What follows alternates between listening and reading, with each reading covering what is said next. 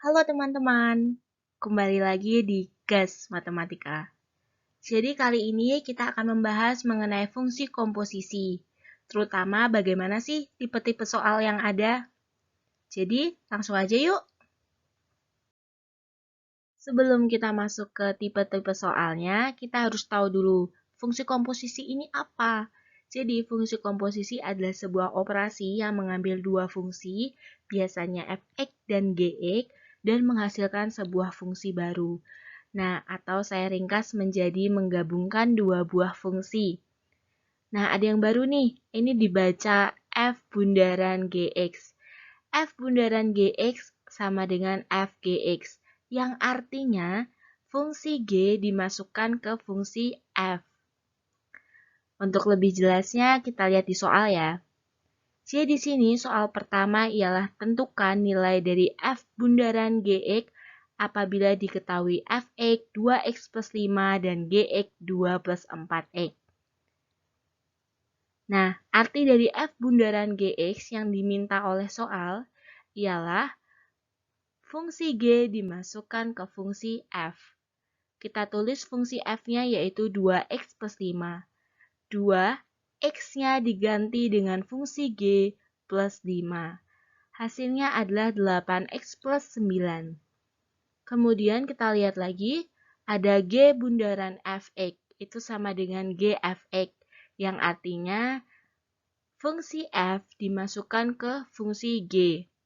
Sebenarnya dua-duanya ini sama saja, di mana fungsi yang terletak pada bagian kedua ini dimasukkan ke fungsi yang pertama. Benar kan? F masuk ke G masuk ke F. Jadi seperti itu. Kita lihat lagi ya contoh yang untuk G bundaran F. Di sini ada soal tentukan nilai dari G bundaran fx apabila diketahui fx-nya 2x plus 5 dan gx-nya 2 plus 4x. Maka G bundaran fx itu sama dengan G fx, di mana fungsi f masuk ke fungsi G. Kita tulis lagi, 2 plus 4x. X-nya dirubah jadi fungsi f, yaitu 2x plus 5. Maka hasilnya adalah 8x plus 22. Untuk soal yang ketiga, yaitu kita diminta untuk menentukan nilai dari gx apabila diketahui gx min 1 sama dengan x kuadrat plus 2. Maka kita dapat memisalkan dengan y sama dengan x min 1. Kemudian kita mendapat x sama dengan y plus 1. Maka kita mendapat fungsi gy, karena tadi dimisalkan ya x min 1 menjadi y, sama dengan y plus 1 kuadrat plus 2. Hasilnya adalah y kuadrat plus 2y plus 3. Maka kita dapat gx sama dengan x kuadrat plus 2x plus 3, karena diminta dalam bentuk x. Kemudian, yang keempat, tentukan nilai dari x apabila fx sama dengan 2x plus 5, gx sama dengan 2 plus 4x, dan f bundaran g, x sama dengan min 7. Nah, dari ketiga yang diketahui ini, gimana sih mendapat x? Maka kita jabarkan dulu f bundaran gx-nya. F bundaran gx itu sama dengan f gx, di mana fungsi g akan masuk ke fungsi yang f.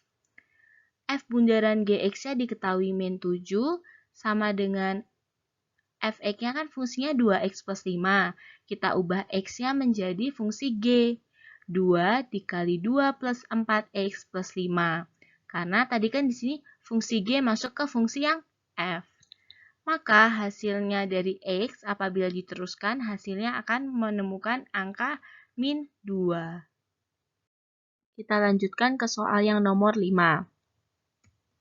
Oke, di sini ada catatan ya. Jika diketahui f bundaran g dan fx, untuk mencari fungsi gx, maka langsung disubstitusi saja. Oke, tentukan nilai dari gx apabila diketahui fx-nya 2x plus 5 dan f bundaran gx-nya 8x plus 9. Pertama-tama kita jabarkan dulu f bundaran g.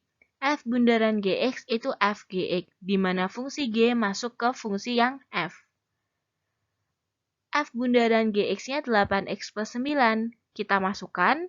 Kemudian, tadi kan fungsi G masuk ke fungsi F. Berarti 2x plus 5. Karena x-nya belum diketahui, atau Gx-nya belum diketahui, maka kita tulis 2Gx plus 5. Maka, nanti hasilnya adalah 4x plus 2 untuk Gx-nya. Lanjut lagi yang nomor 6.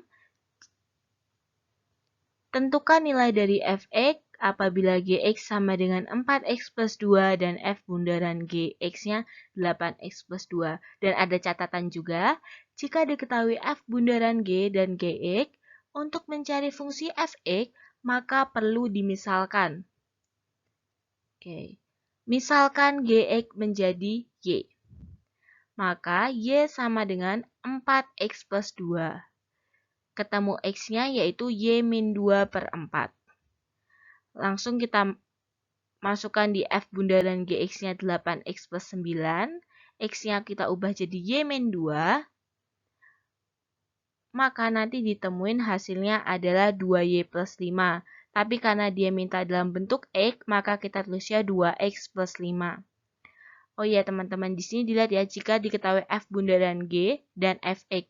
Di sini yang diketahui adalah bagian yang depan, sedangkan yang di sini yang diketahui adalah bagian yang belakang.